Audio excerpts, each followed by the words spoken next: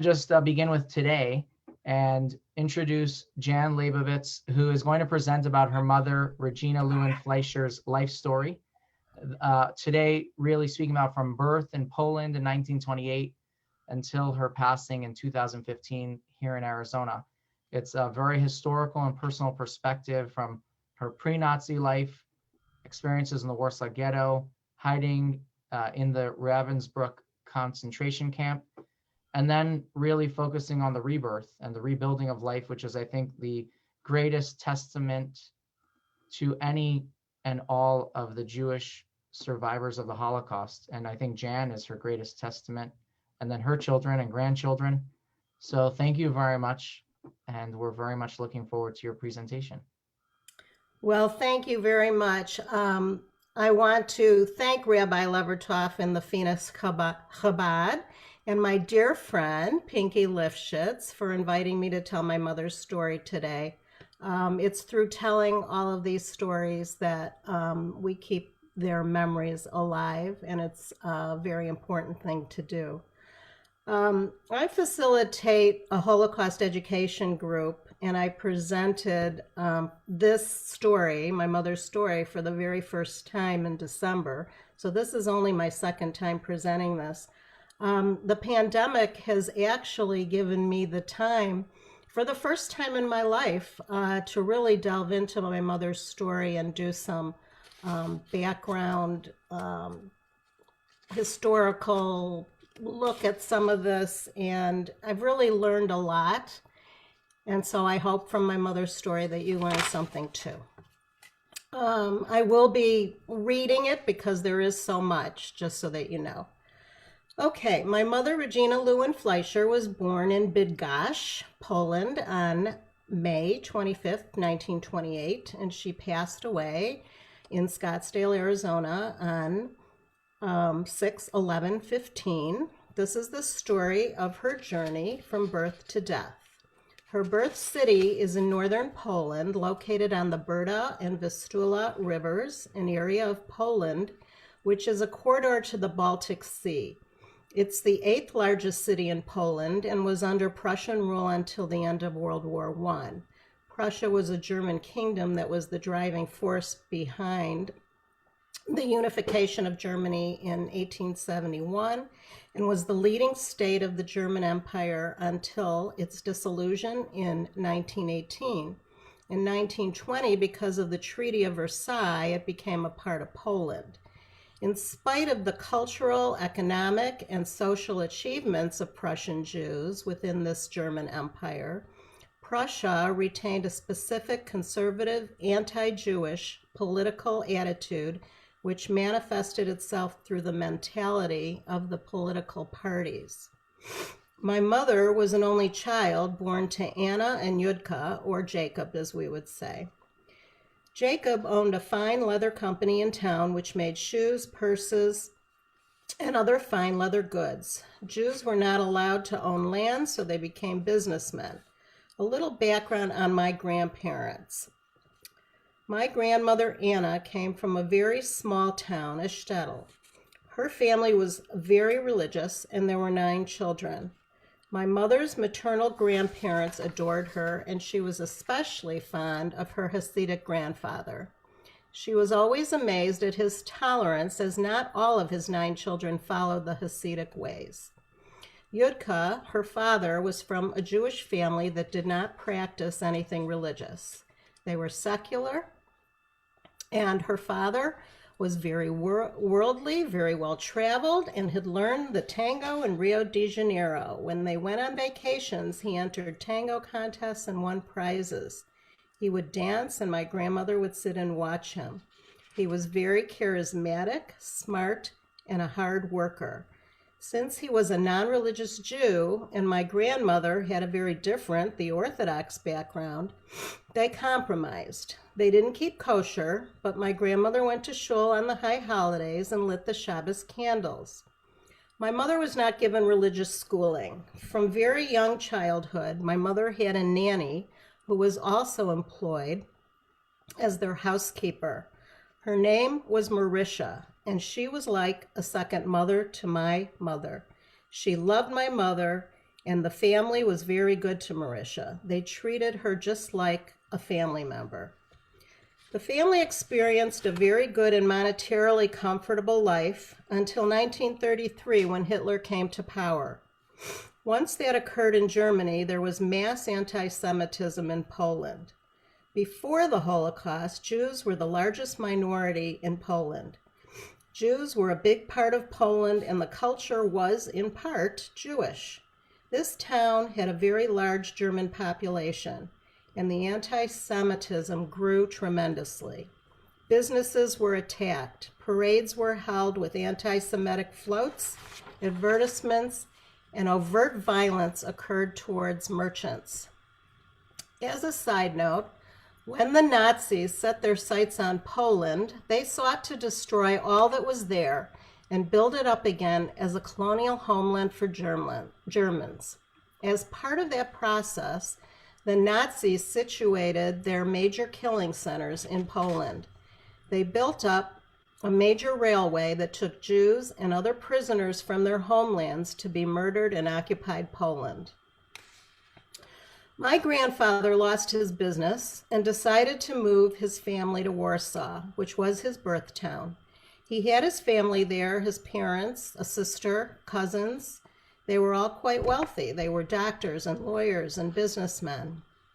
My grandfather's family adored my mother. She and her aunt became quite close and spent a lot of time together since her aunt didn't have any children. Her aunt and uncle had one of the finest homes in town, and her aunt loved to spoil her. My grandfather took a job as a salesman for a tannery. He would travel during the week by train to surrounding towns to sell leather goods. He would usually only be home on weekends. They led a very comfortable life monetarily and were able to travel in the summertime to a spa resort town. Those were very happy times. They continued living a pretty nice life, but anti-Semitism grew.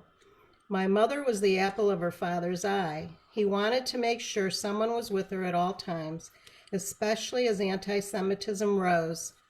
Marisha would walk my mother to school each day, and my grandmother would pick her up, stopping to play at a park with other children. They tried to keep life as normal as possible. My mother went to a private Jewish secular school. The Polish schools were very anti-Semitic. The students at my mother's school were all Jewish, as were the teachers. Periodically, my mother would have a play date with a classmate. It was 1933 then, and she was 5 years old. The family led a quiet life and mostly stayed to themselves, socializing primarily with family and a few friends. The students at the Jewish school wore uniforms, which stood out from the dress of the Polish students in other schools. When they went out on field trips, which seemed to be quite often, the Polish students who were nearby or also on field trips were very cruel and abusive, and they would call the Jewish students' names, spit on them, and throw things at them. My mother was really devastated by this. From a very young age, she had a positive sense of self and of her own dignity, and she was crushed that the Jewish students were so despised. It was hard to understand. As several years passed and anti-Semitism rose, my grandfather felt that they would be safer out in the country, so they rented a cottage there. It was now 1939. My mother wanted a dog in the worst way, so her father brought home a little Pekingese puppy. My mother adored this puppy and had fun with the puppy while she and her mother stayed in the cottage in the country, while my grandfather worked in the city and traveled, coming to visit them on weekends. My mother was an avid and early reader. From a young age, she read books about the United States of America. She knew that her mother, my grandmother, had relatives there. When she was with her father on the weekends and he came to tuck her into bed at night, she begged him to leave Poland for the United States. She felt that from all she had read, the United States was a land of freedom. But her father had big dreams for her. He knew she was a very bright student, and he would say, "Why do you want to leave here? We have everything here. After high school, you will study at the university in England." The Jews were an integral part of Polish culture, and my grandfather really never envisioned that anything could happen to them. They were Poles, after all, and they contributed as responsible citizens to Polish society. He never thought that Hitler would want to engage in a world war because Germany had the Munich Pact with England and France, which averted war. He couldn't understand why things turned on them and how they were now seen as outcasts. My grandmother kept saying to my grandfather, "Everything I'm reading is pointing to war. Shouldn't we go back to Warsaw?" The Polish army was now calling up people, and all signs pointed to war. My grandfather wanted them to stay where they were, but my grandmother wanted to be back with family and decided that she and my mother would go back to Warsaw. They couldn't get a train because all the trains were now being used for the military. They waited and waited until there finally was a passenger train, and they went back to Warsaw to be with the family. A very short time afterwards, on September 1st, 1939, the Germans crossed the border. They immediately started bombing Warsaw. When the bombing occurred, the family would hide in the basement with the dog.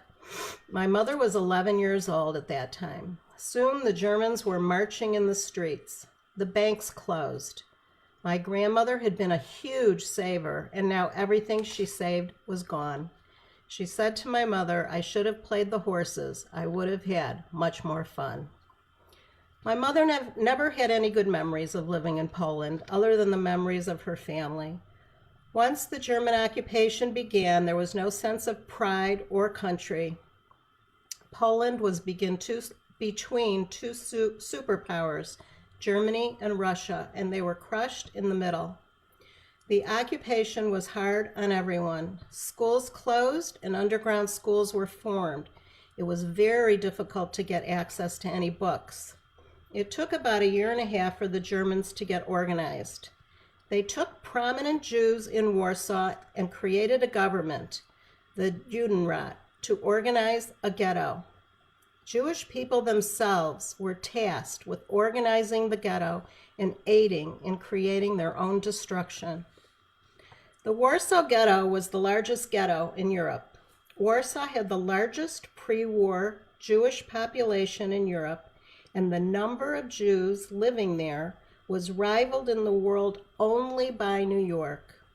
At its height, almost 500,000 Jews were imprisoned in the Warsaw Ghetto.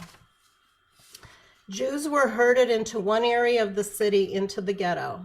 At first, it was an open ghetto. My mother and her parents were already living in the area of the city that was designated as the ghetto, but because it was open, they could come and go. One day, my mother was walking with her beloved dog, and a German soldier came up to her and said, "That is a really cute dog. I like that dog, and I'm taking that dog." And he took the leash out of her hand and walked away. She adored that dog, but there was nothing she could do. She felt a total sense of helplessness. In 1940, a 10-foot medieval-like wall was built around the ghetto area, and it became closed. The Poles who lived in that area were now displaced, and they had to move out and move elsewhere. 6 families were thrown together into one apartment. Very few medical supplies or food came into the ghetto, and there were no sanitary services. Everything was controlled. My mother's grandparents came and moved in with them, along with the aunts and uncles. The very wealthy aunt and uncle, who had the finest of everything, had it all taken from them, and with only a few items were forced into the ghetto. When the Germans took over her aunt and uncle's beautiful home, they told her aunt that she had very good taste and that she could pack a suitcase and leave because the home now belonged to the Germans. My mother was the only child living in this thrown-together household. She was 11 years old at the time, in 1939, and she remained in the ghetto from 1939 until 1943. The company her father worked for happened to be within the walls of the ghetto in the area where they resided. Marisha, the nanny, who my mother adored and who adored my mother, was Polish. so she now had to leave the family and the ghetto. She was very attached to my mother, and it was very difficult to say goodbye to her. My grandfather arranged for a job for Marisha with the Germans, and she stayed in touch with my grandparents. She occasionally would send in food for them through her new German employer. Many people died from hunger in the ghetto. Starvation was rampant, and there was a huge typhoid fever epidemic. The factory where my grandfather worked had been owned by Jews, but now was taken over by the Germans. Her father still worked there, and he was given a certificate that was supposed to protect him since he now worked for the Germans. At least they were still in their own apartment with their own family members. Others had strangers herded together into their apartments. The food supply into the ghetto was strictly controlled, but some young children were able to get under the wall and bring in small amounts of food. People were ready to kill each other over food. My grandfather was very resourceful and was able to find food for the family. He did succumb to typhoid, though, and was very ill for quite some time. People were dying in the streets. They were starving and bloated. Conditions were unbearable. And my mother's aunt and uncle left the Warsaw Ghetto to go to a small town. But all of these towns had smaller ghettos, almost always in the most run-down area of the city. It was from that smaller ghetto that her aunt and uncle were sent to Auschwitz. My mother's family heard that her uncle committed suicide in Auschwitz, throwing himself on the electric fence. My mother's paternal grandmother got very ill and died a short time after her aunt and uncle left the Warsaw Ghetto. They tried to keep some small sense of culture and social life and music in the ghetto, regardless of the conditions. My mother was running an errand one day, and a German officer followed her. She was 12 at the time. He came up to her and told her that he wanted to sleep with her. She understood Yiddish, which was spoken at home and is very similar to German, but she pretended not to understand. He kept repeating it, and she kept answering him in Polish that she didn't understand. He took his stick and beat her on the head about 5-6 times, knocking her to the ground, and then he walked away in frustration. He really could have done anything he wanted to her, so she was very thankful that he gave up and only beat her. She went home all bloody but had no lasting repercussions. The Jews had no rights, and cruelty only increased. People began being rounded up a block or two at a time. The Germans would tell the Judenrat, for example, that they needed 50,000 Jews for relocation, and the Judenrat would then be the ones to make the selection. They would go door to door and drag people out into the streets and take them to the trains. Nobody knew where they were going. It was like a parade in the streets of people being taken to the railway cars. People who worked for the small factories under forced Jewish labor were saved from the first deportations to the gas chambers because they were needed to support the German war effort. Since my grandfather now worked for the Germans in the factory, he got permission to move his family to the gatehouse apartment on the grounds of the factory. It was still in the ghetto, but in a separate area. The previous factory's owner's family, which was Jewish, was living there too. Life was so dangerous now that they were all virtually prisoners on the factory property, but they were safe for the time being. The Germans would not look to take people from the grounds of the factory. There was no communication with the outside world, no radio. They would watch from inside the complex of the factory to see what was going on outside, and they would watch as people were being dragged into the street. My mother saw a very pregnant woman run away from the group with which she was being taken, and a German soldier shot her right through the belly. My mother was even more traumatized than before, watching such an act of aggression, not only towards this woman, but deliberately towards the unborn child. Another very traumatic experience was when her mother left the grounds of the factory to do an errand. She didn't remember why specifically her mother went out, But her mother said, "I will be back." They waited and waited and waited, and her mother did not come back. Someone got word to my grandfather that my grandmother had been picked up and was sent to the train station holding area, the Umschlagplatz, for relocation to the concentration camps. My grandfather set my mother down on a bench and said to her that he was going out to find my grandmother. He fully expected to come back, but there was a good possibility that he might be taken too. He felt that his papers would protect him, but my mother needed to know that if neither parent came back, she would be an orphan and would be on her own. She realized at that point that everyone was truly on their own and that anything could happen to any one of them at any time. She was 12 years old and she felt totally abandoned. Her father went to the station and told the Germans that he had papers, that he worked for the Germans and he was there to find his wife. Because of this, they let him look for his wife, and believe it or not, he found her. My mother has no idea how he found her because there were thousands of people there, but he did. She felt that it was a miracle. She didn't leave the bench until they both returned together several hours later. But the trauma of that, in addition to all the other trauma, stayed with her for many years.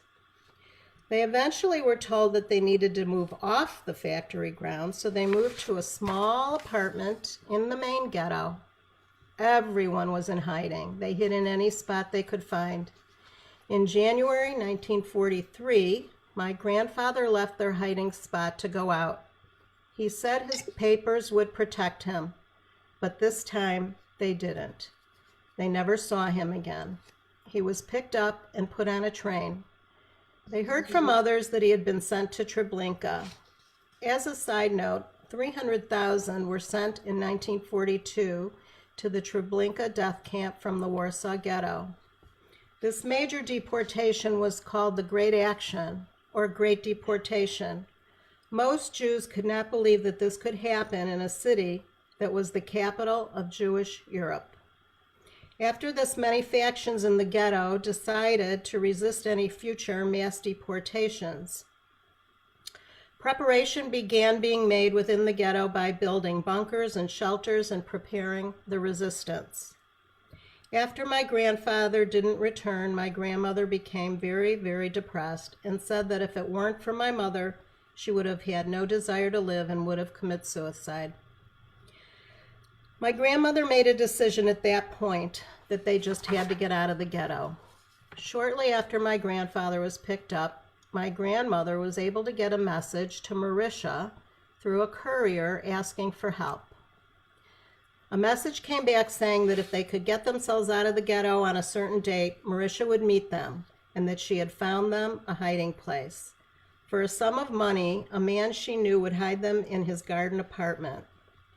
My grandfather had been buying American dollars on the black market.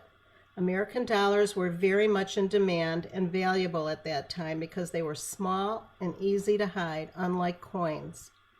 My grandmother also had 2 gold pieces that they sewed into the lining of my mother's coat.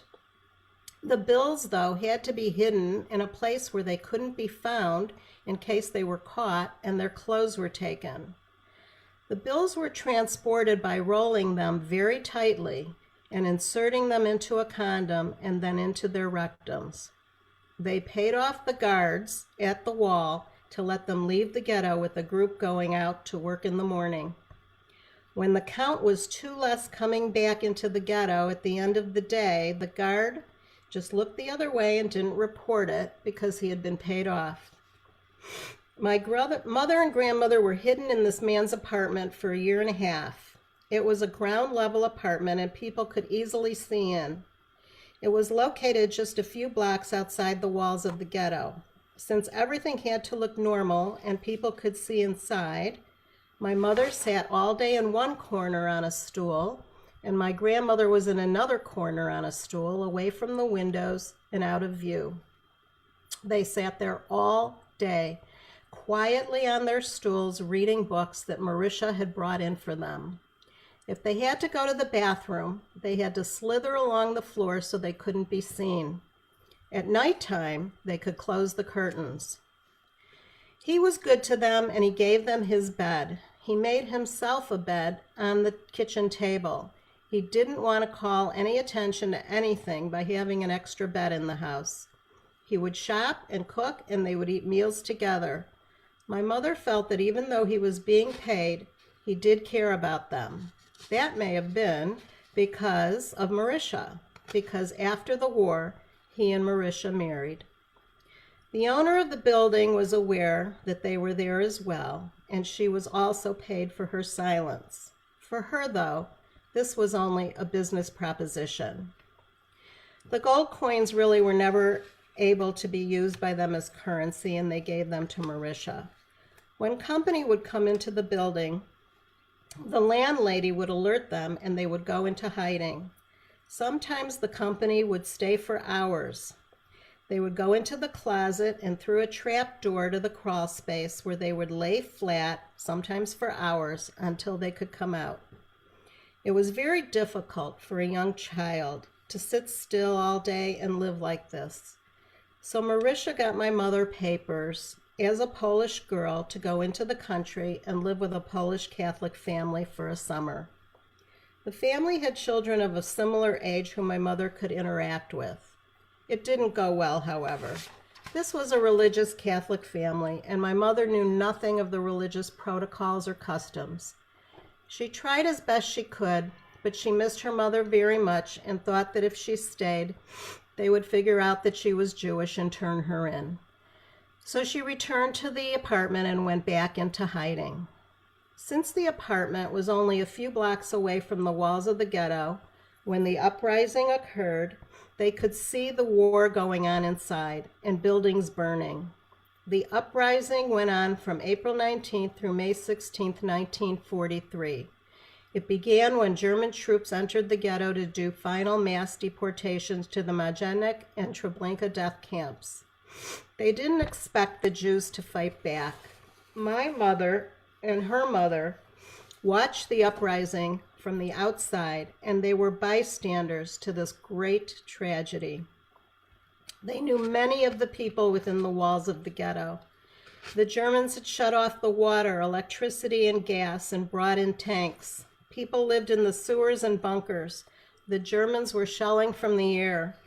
750 Jewish fighters resisted this heavily armed German army for almost a month, but in the end they were overpowered. They couldn't win against such a force.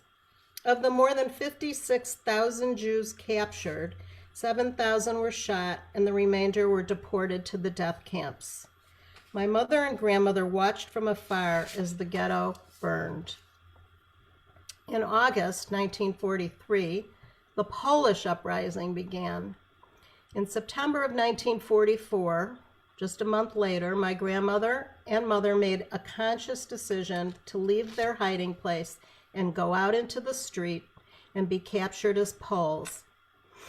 All the Jews were supposedly dead, so they figured that to be captured as Poles, they would have a better chance of surviving.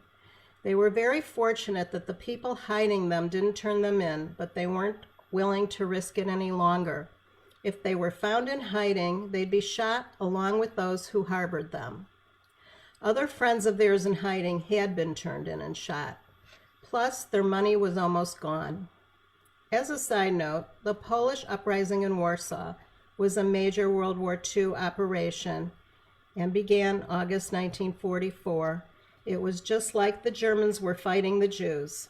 Poles were taken and deported. The Germans bombed Warsaw and shut off the water, electricity, and supplies.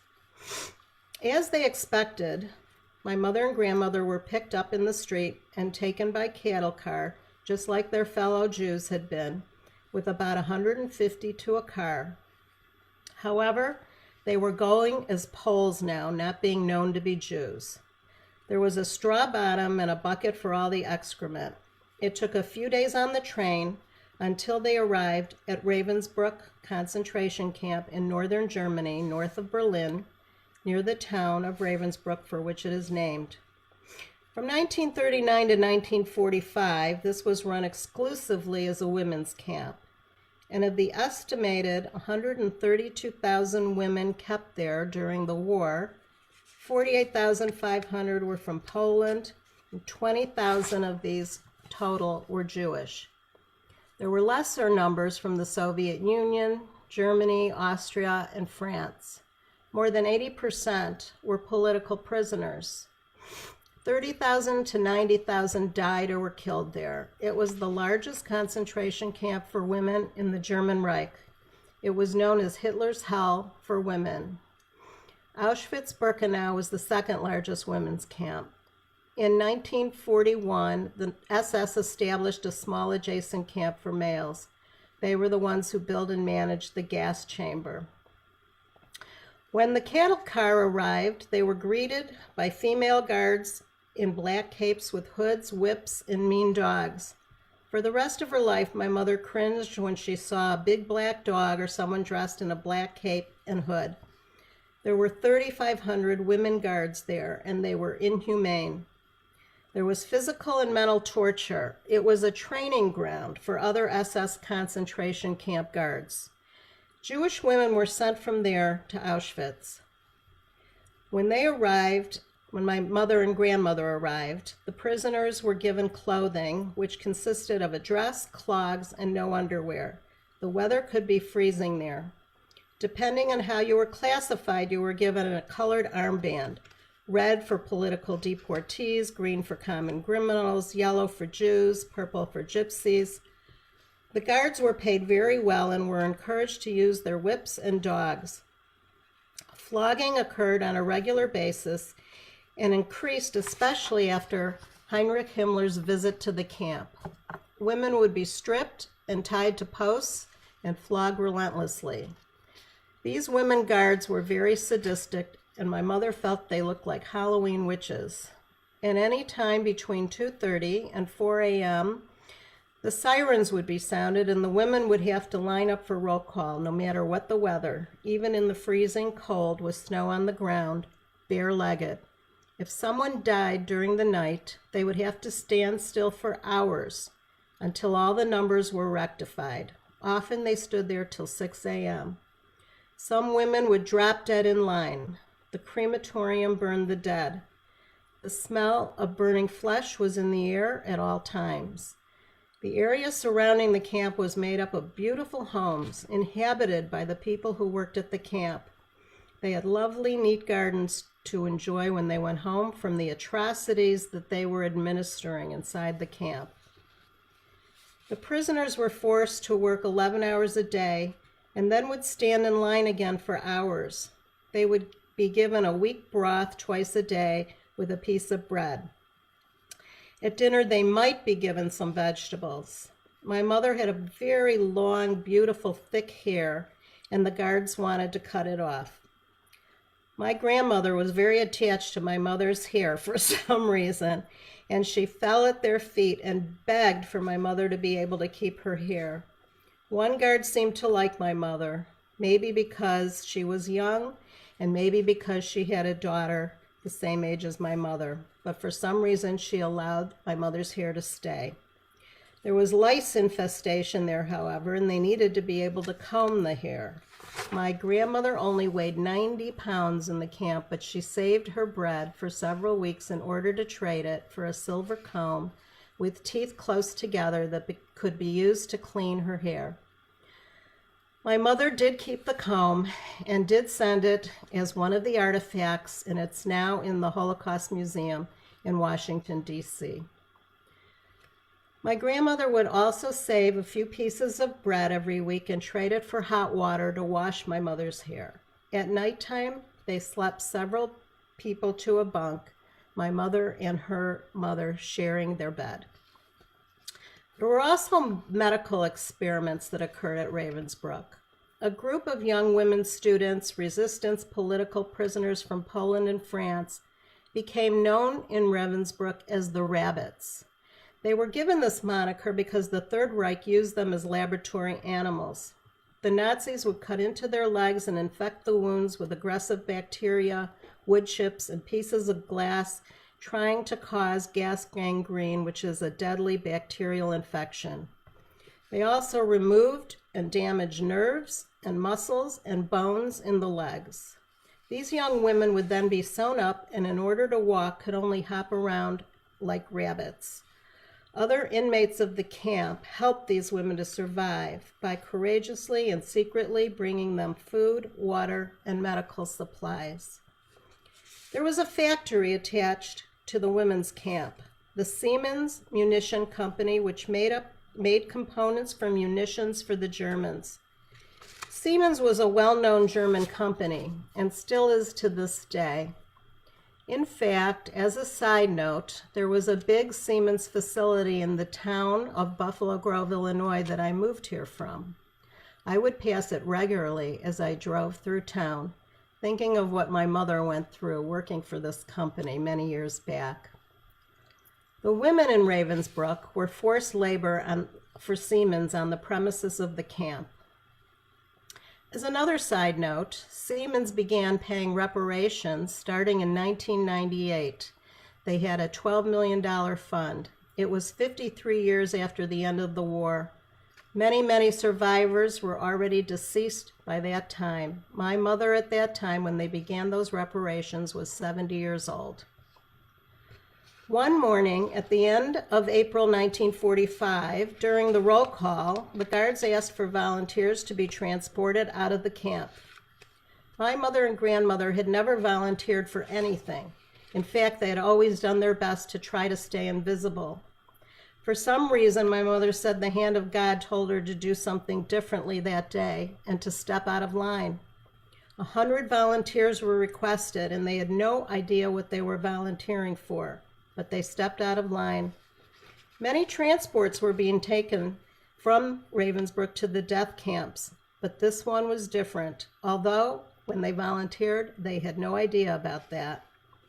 They were told to take off their armbands, which was shocking to them because this was the only way by which they were identified.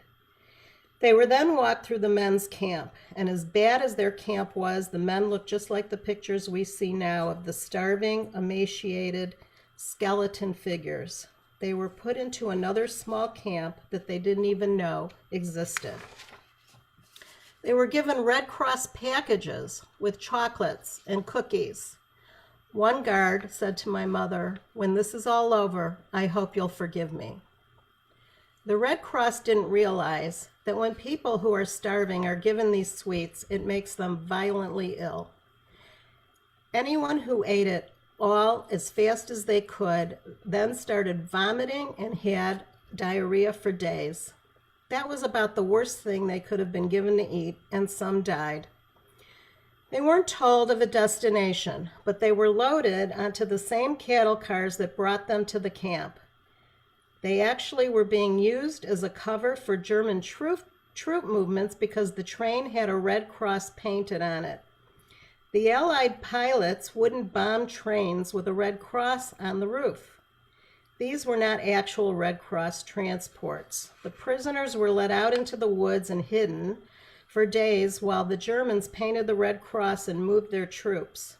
These concentration camp prisoners had actually been traded for wheat and grain by Count Folke Bernadotte, a Swedish diplomat. That's what my mother and her mother volunteered for. As a side note, Count Bernadotte, throughout the war, negotiated the release of approximately 31,000 prisoners from German concentration camps. Bernadotte was later chosen as the United Nations Security Council mediator in the Arab-Israeli conflict of 1947-1948. He was assassinated in Jerusalem in 1948 while on duty.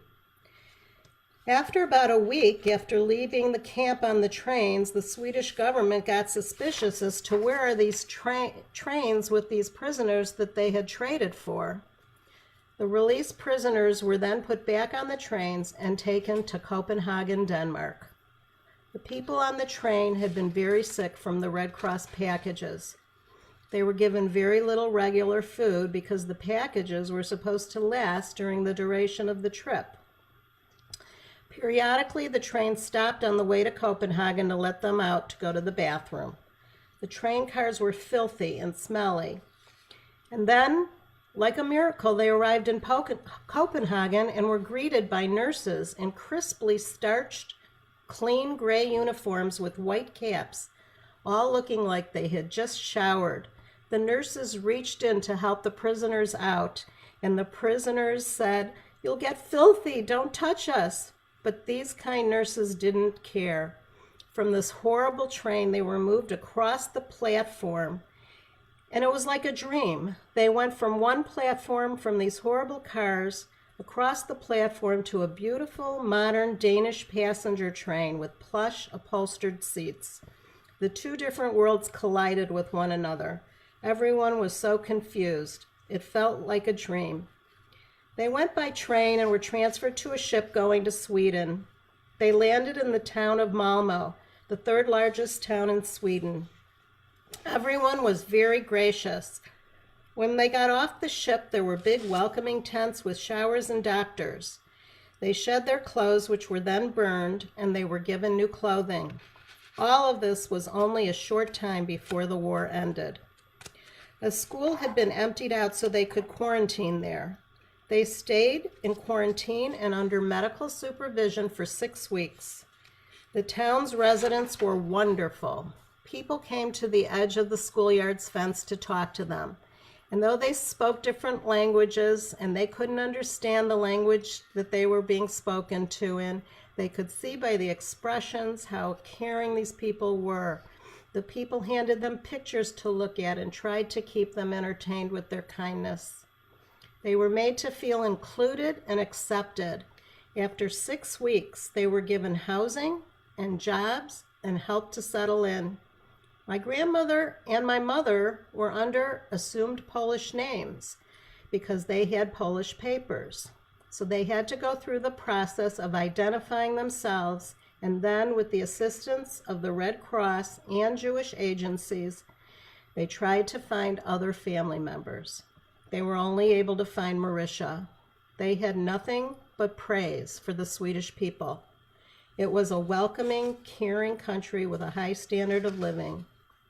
They were very happy there, but my mother wanted to have her dream fulfilled of coming to the United States. My grandmother was exhausted, and she would have been content to stay in Sweden.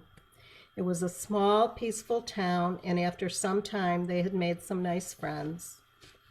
My mother was the one who absolutely insisted on leaving for the United States. She felt that the United States was dynamic and vibrant and offered many opportunities, whereas she felt that if she stayed in this town, they'd be stagnant. The greatest attraction that the United States held for her was opportunity. Many years later, in retrospect, she still felt the same way. She always felt that while you had to work very, very hard, at least the opportunities existed in the United States. And if not for immigrants themselves, then for their children. There were possibilities available to surmount obstacles if they were given the opportunity. It was the carrot that she always felt the United States offered. She believed that immigrants could make it in the United States. They come poor and uneducated, and yet their children or grandchildren can become prominent doctors, medical researchers, lawyers, judges, etc. She said that this philosophy is what's written at the base of the Statue of Liberty.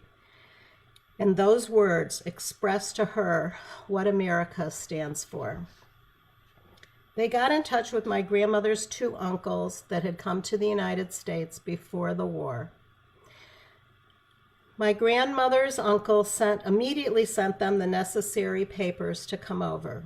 They weren't able to go for some time, however, because the United States had strict Polish quotas. My mother found it ironic that when they were in Poland, they were considered Jewish, but for the quotas purposes, they were considered Polish. They waited a year and a half in Sweden. At the age of 18, my mother's wish came true. She and my grandmother came to the United States on a ship called the Gripsholm. The Gripsholm exchange and repatriation voyages occurred during World War II. The ship serviced a Swedish-American cruise line. It was built in 1925 and used from 1942 through 1946 for repatriation efforts by the United States Department of State. It was sold to Germany in 1954 and renamed the MS Berlin. As the MS Berlin, just as a side note, it ran 33 Canadian immigration voyages to Halifax before being retired and sold for scrap in 1966. The ship arrived into the New York harbor on December 2nd, 1946. My mother felt like this is the date that her life began. My grandmother's brother Max came to New York to greet them and to take them by train back to Chicago. My mother's cousin met them at the railroad station, and they drove, for those of you that know Chicago, along the outer drive to housing on Kimball near Foster Avenue. My mother thought Chicago was the most beautiful place she had ever seen, and it was love at first sight. Her uncle had rented a small apartment for them and got my grandmother a job in the garment district. My mother enrolled in Roosevelt High School. She was the oldest student there and had no knowledge of the English language. It was very difficult since there were no programs like English as a second language then. Even so, she learned typing and bookkeeping. She made a pact with my grandmother that once she learned English, she would only speak English to my grandmother and never speak Polish again. She had great hatred for Poland and never wanted to go back there or have anything to do with it again. She persisted in speaking in broken English until she became fluent and then never spoke Polish again. It was extremely important to her to become Americanized as quickly as possible. She got a bookkeeping job in downtown Chicago in a small company. She insisted that they become financially independent. She didn't want to rely on her uncle any longer, even though her uncle was wonderful to them. It was in Chicago that she met my father, Joseph, a native Chicagoan, about 2 years after living there. After a year of courtship, they got married on April 9th, 1949. He was in the Navy, and they moved to New York for his service in the Korean War. My mother became a United States citizen on January 30th, 1951.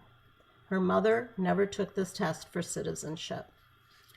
My mother got pregnant with me while in New York, but was all alone there when my father went to sea. She moved back to Chicago to live with her mother while he was at sea on a destroyer. While my mother was in New York, my grandmother Anna met and fell in love with a German Jew in Chicago, Oscar Solomon, who had also been in the camps, and they got married. Oscar is the only grandfather that I ever knew. I was born in March 1952 at the Great Lakes Naval Hospital in Great Lakes, Illinois, while my father was out at sea. He came back to Chicago, and my parents got an apartment in Hyde Park. My parents became very good friends with a couple in their building who were graduates of the University of Chicago, and they were the ones who encouraged my mother to go back and get an education. She didn't even have a high school diploma at that time. My brother was born in December 1955, and we moved to the town of Hazel Crest, Illinois, where we were only one of 2 Jewish families. My mother became active in the League of Women Voters. She had a tea at our home with a few African American women in attendance, and many anti-Semitic acts began to our family right afterwards. Calls came in threatening to burn a cross on our lawn. Sugar was put in my mother's gas tank, and bushes in our yard were pulled out. A neighbor's child called me a dirty Jew and spit on me. It made me realize what she must have felt in such a small way, what she must have felt when she was a young child going through some of this. When the police were called, they told my parents there was nothing they could do. They should just get a gun. This was not an environment that my parents wanted to live in, so they sold the house and we moved to Wilmette, Illinois, on the north side of Chicago. My mother had been home with children for 11 years at that point, and she began taking classes. She wanted to start preparing for an empty nest, and she was very progressive for the time. She was ahead of the women's movement, which was just beginning. She began by taking the GED. She went in cold, without studying, and tested into the 98th percentile. Roosevelt University at that time had a program called CLEP, College Level Examination Program, which had been developed by the University of Chicago and Princeton. It gave college level credit for life experience. It consisted of 5 two-hour examination periods. She tested cold with no preparation and tested into the junior year of college. In her senior year, she decided that since she loved to read so much, she would graduate and enroll in a graduate library science program. She did so at the Rosary College in River Forest, Illinois, now called Dominican University. It had an excellent program. Based on her academic record and references, they gave my mother permission to begin their graduate program while at the same time finishing her last semester of undergraduate at Roosevelt. Also during that time, while in school, she got a part-time job at the Wilmette Library with their circulation desk. She graduated with honors from both her undergraduate and graduate program. I remember her graduation, which meant so much to the family. It's like today when you see pictures of the first one in a family to get a college degree and the pride that a family feels. It was the same experience for my mother and grandmother. My father did have a college degree, which he got on the GI Bill, but for my mother and her mother to witness this accomplishment after all they had been through evoked such pride, especially after being in the United States for 20 years and my mother achieving this while raising a family. The head librarian at the Wilmette Library saw my mother's potential and asked the library board to approve a full-time professional staff position, which they did. Nothing was too small a task for her. She worked hard and learned all aspects of the library. Within a few years, she was selected as the assistant director. She was in charge of all hiring and in charge of moving the library into the computer age, as well as instituting a new security system. None of the library staff had any computer experience. The old days of checking out a book with a stamp and walking out the door were gone. Too many books were disappearing. These were new times. They posed new challenges and needed new ideas. The newly hired director had the same progressive ideas as my mother, and he allowed her the freedom to take the library forward. She took computer classes at night after working full-time during the day, and she transitioned the library into a new age. My grandparents had moved to Fort Lauderdale by then, and my grandmother passed away in 1976. Oscar Solomon passed away in 1996. My parents retired in 1995 and moved to Scottsdale. My father passed away in 2013. They love the time that they had with their grandchildren. I have to try not to get emotional. Okay. Who one by one moved here as well. In 2009, my mother participated in artist Robert Sutz's We Remember collection. Robert is a local artist who has made about 70 life masks of survivors living in Arizona, most who by now have passed away. The Cutler Plotkin Jewish Heritage Center will be the site of a Holocaust Education Center once there's enough funding, and all of those masks will become a part of their exhibit. My mother passed away in 2015 of Alzheimer's. She had a very rough beginning and a rough ending. She had submitted Marisha's name to Yad Vashem, and Marisha's name is listed among the righteous among nations. For years after my mother got settled in the United States and until the end of Marisha's life, which ended in 1994, my mother sent her money every month to help support her. If it weren't for Marisha, my mother would not be alive. My mother's story, as told here, is taken from two sources. In the spring of 1981, she participated in the Wilmette Library's oral history program. in which interviews were completed of residents in Wilmette. I have that transcript, and a copy is also housed in the Wilmette Library. The second source is Steven Spielberg's Shoah Foundation, which interviewed at least 50,000 Holocaust survivors during the 1990s and recorded their testimonies for posterity. These tapes reside in the U.S. Holocaust Museum in Washington, D.C. I have a copy and have made copies for my children. If you have the name of a survivor who participated in making one of these tapes, you can call up their name at the museum and you can watch or you can order a copy. I said that I would just talk a few minutes about the impact that my mother had on me as a 2G. All parents have a great impact on their children, and certainly my mother's life experience shaped how I view the world. My mother believed strongly in the opportunities that the United States offered to immigrants, as I said. She would always say to me, "You just never know where the next Einstein is coming from." And that's actually a funny side note, because while I was working for the Federal Aviation Administration, I assisted a young Chicago girl who was extremely bright and interested in aviation. I took her with me 2 successive summers to the Oshkosh Air Show, where I was manning the FAA's building there. She was 11 and 12 at the time that she came with me to Oshkosh.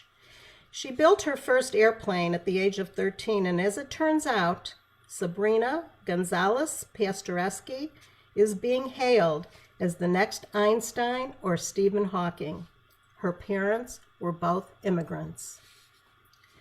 My mother always taught me not to be judgmental of someone based on their color or religion, but only on their individual merit. She never thought that African Americans were given the same opportunities, but that once this started to change, we would see many, many more great accomplishments.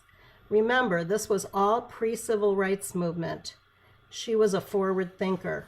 She felt that people who came here from other countries are strong, determined people who are leaving their homeland to come here for a better life for their children. She always felt that this is where greatness lies. This is what attracted her to the United States at a very young age. It led me to work on a civil rights staff and become a mediator, and ultimately to feel a great connection to the social justice tenets of Brandeis University. I currently am co-president of the Brandeis National Committee's Phoenix chapter.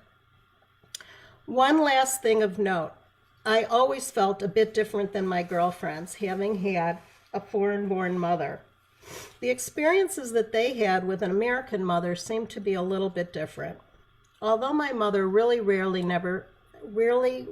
ever spoke of her experiences, it was obvious that something was a little different.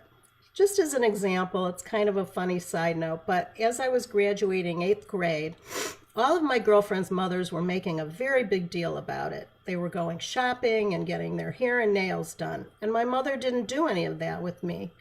When I asked her why that was the case, she said, "Because I never doubted that you were going to graduate 8th grade." Well, I didn't understand, and at the time I felt a little left out. Through the following years, I knew that she had taught me very well. Okay, now I'm going to try to say this without getting too emotional, but just another side note that's really interesting. My mother said that her life began on December 2nd, 1946, when she landed in the United States. And I just wanted to say that this many years later, on December 2nd, 2020, her great-grandson, my grandson, was born, and that's when his life began. So I just thought that was really interesting. Okay, now that I got through that, I can show a few pictures. Okay, Rabbi, let's see what we can do here. All right, I'm ready to help. Okay, so do I need to press share screen? You shared it with me. Yeah. Is your PowerPoint already open on your computer? No, I have to do that. Yeah, that would be the easiest. Okay, gotta go here, and I gotta go to the PowerPoint.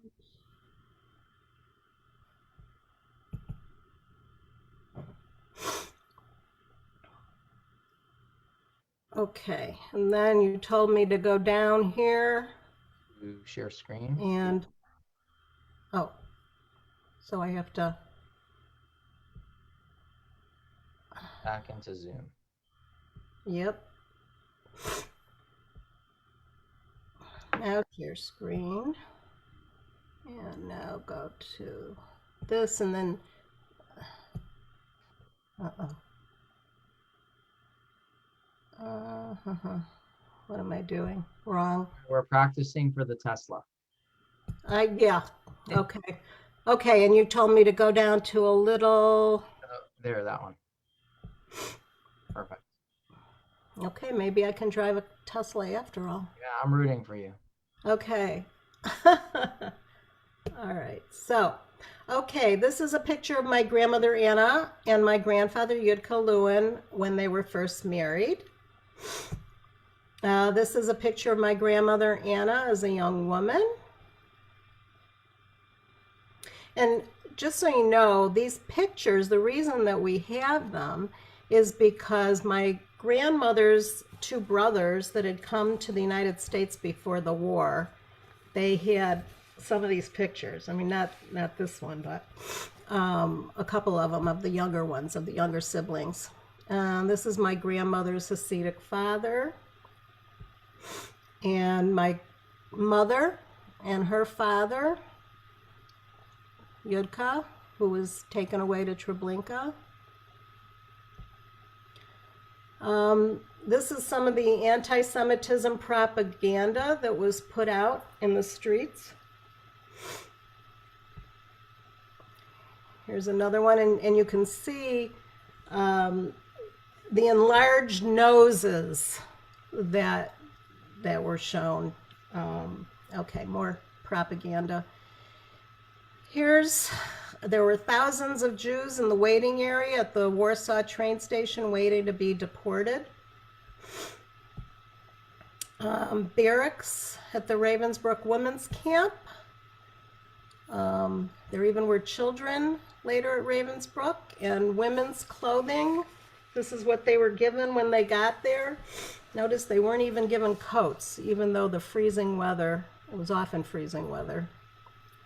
The women guards, slave labor. These are the crowded sleeping conditions in the barracks, the women's barracks, a depiction of the women's conditions. Here's a picture of the rabbits, the legs that were sewn up, the medical experiments, and the ship that she came to the United States on. And that's a picture of my grandmother Anna and her husband Yudka.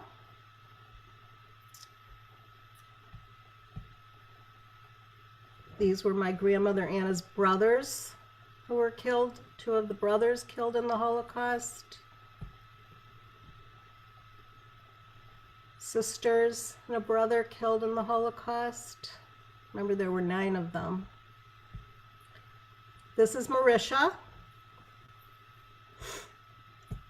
And this is Marisha's husband, Stash, who hid my mother and grandmother for the 1.5 years. And he and Marisha married after the war. This is my Uncle Max, my grandmother's brother, who sponsored them and brought them to Chicago. And this is my mother and father's wedding picture.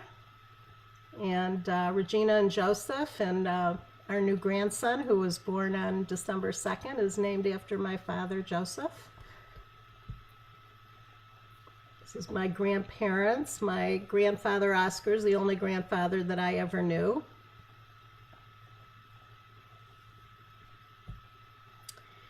This is my mother's graduation from her undergraduate. I remember my grandmother had been in the hospital, and she came out just in time to attend the graduation. She said she wouldn't have missed it for the world. And that's Oscar next to my mother and my brother. I think I was taking the picture. And here's my mother in her beloved Scottsdale. And this is the bust, which I'm not particularly fond of, because I thought she was much more attractive than that. But this is the live face mask that she did with Robert Sutz. Okay, and then just, I sent the rabbi a small clip from her Shoah Foundation interview.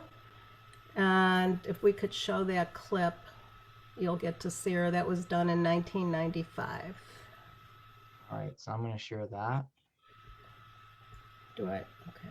No, are you able to? You could go back into Zoom. I'm here, right? Okay. You see the screen? Yeah. Yes.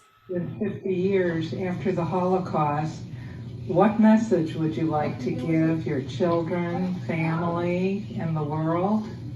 Well, I think that the first thing that we all have to think of is exactly what the temples and what all the Jews are always saying is, and that is that it should never happen again. We have to see to it that I know that these kind of atrocities that happen in other parts of the world and in other countries, but I feel that the Jewish people have been so tremendously hurt that it's most important for them to think about their own future, and Israel is the place where we have to protect it, and we have to make sure that there is one place on this earth where the Jews are not persecuted, and my children have to feel. I want them to be proud of the fact that they are Jewish. I want them to help with the maintaining of Israel. I want them to not allow other people, anti-Semitism, to raise its ugly head. And when I was reading about Cardinal Bernardin in Israel, I was very encouraged by his statements and his stand, but I wanted to ask him a question. What took you so long? 2,000 years is a long time to wait for an apology.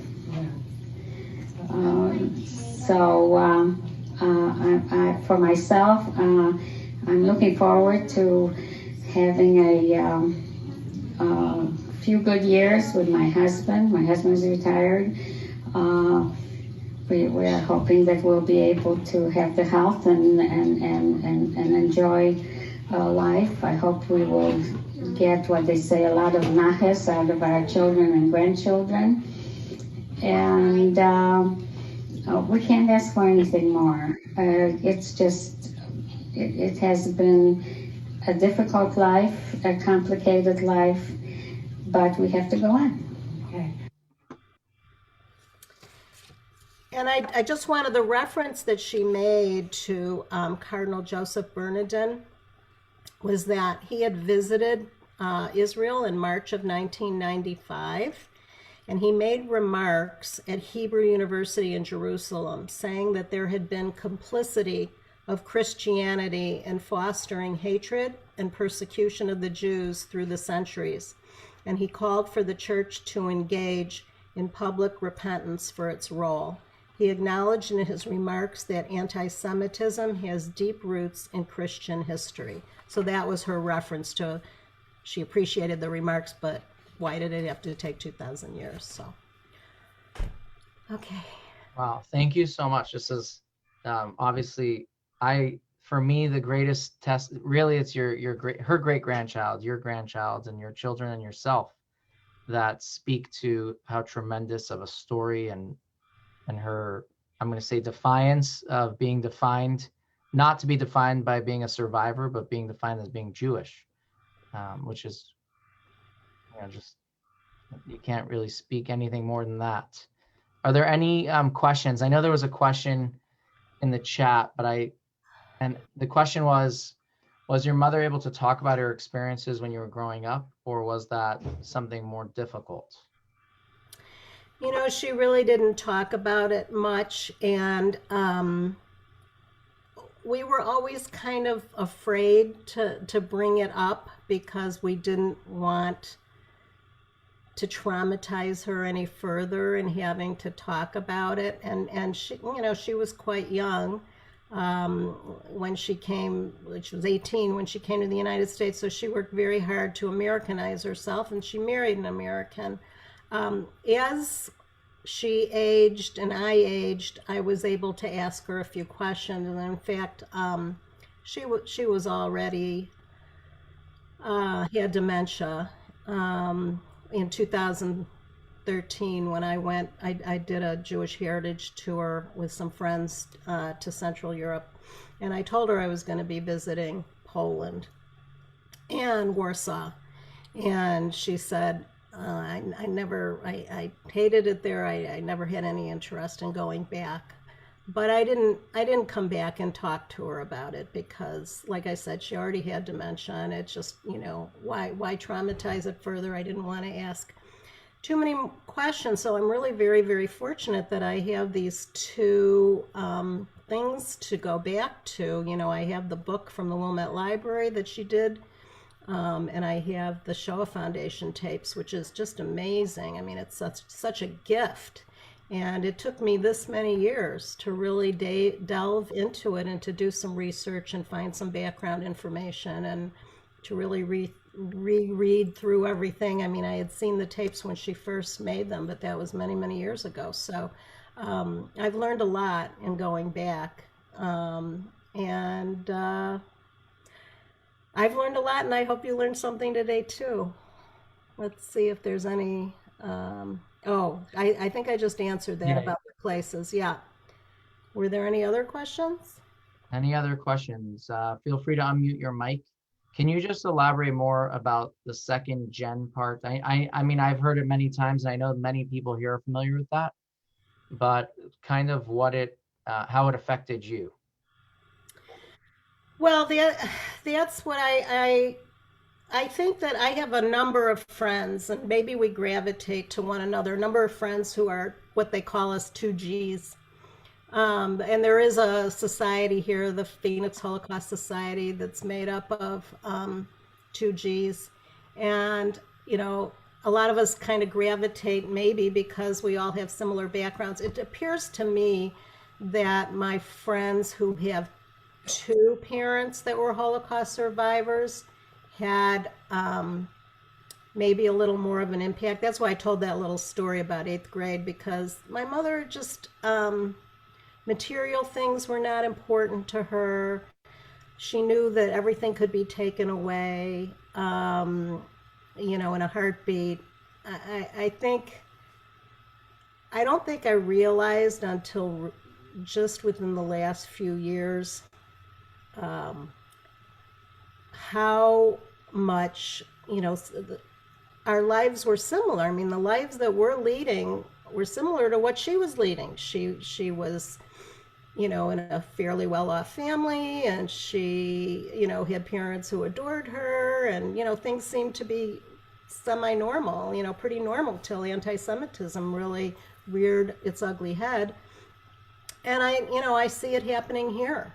And it's growing, and it scares me. It really, really scares me. I don't know if that answers a question about being a 2G, but... Well, what I was thinking more in the sense of it, maybe like you mentioned, it doesn't affect you as much because you had one parent who wasn't a survivor.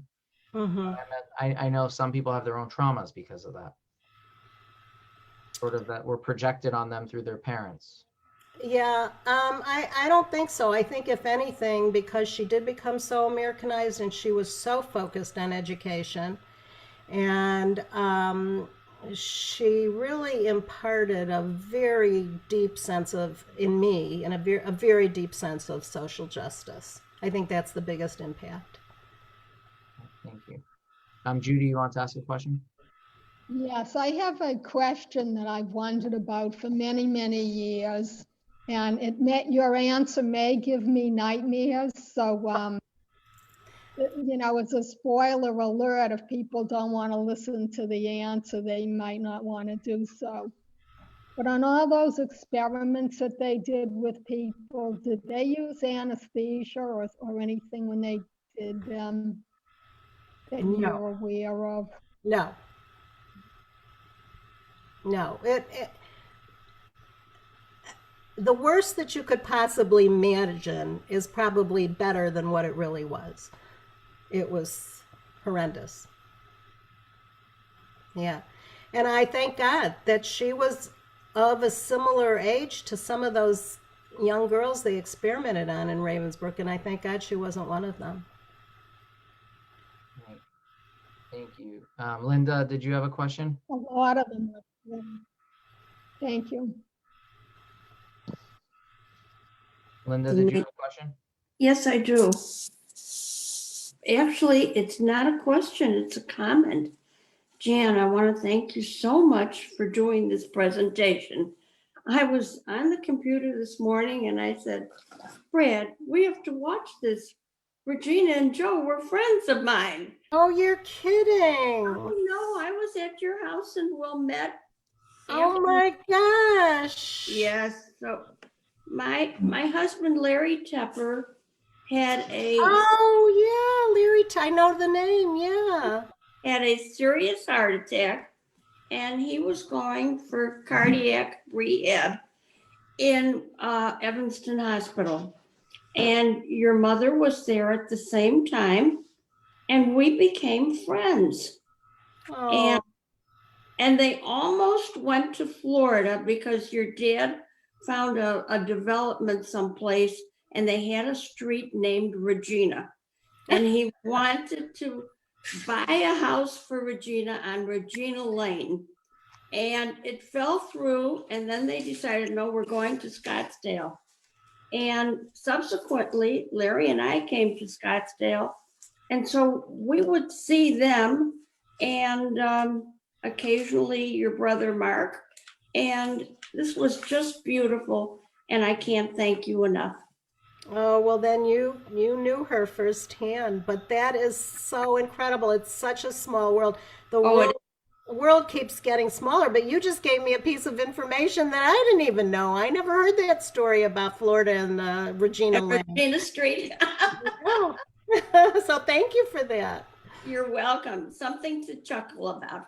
Yes. Thank you, Linda. Valerie, did you have a question? Dan, I had, your story was amazing. Absolutely amazing. Oh, hi, Val. I just recognized the voice. I can't even, oh, your picture isn't showing. Yeah. No, do you know, you're not going to believe, I am on the golf course right now and I'm supposed to tee off in 5 minutes. And I said, I have to hear the end of this. This is amazing. You mentioned it to me. I talked to Dee this morning. I said, wasn't it today? And she said, yes. She sent me the link and I am so glad I listened to it. You look just like your mom.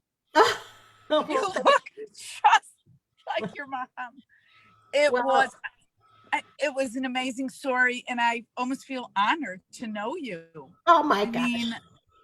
Well, thank you, Val. And it's only the second time that their names were changed. My father was from Russia, my mother Poland. They left right before it started, but he would never talk about it. He said Russia, when I was going to Russia for vacation to see it, he wouldn't give me any information. He didn't want me to go. He had such bad memories of it. Yeah, that's how she felt.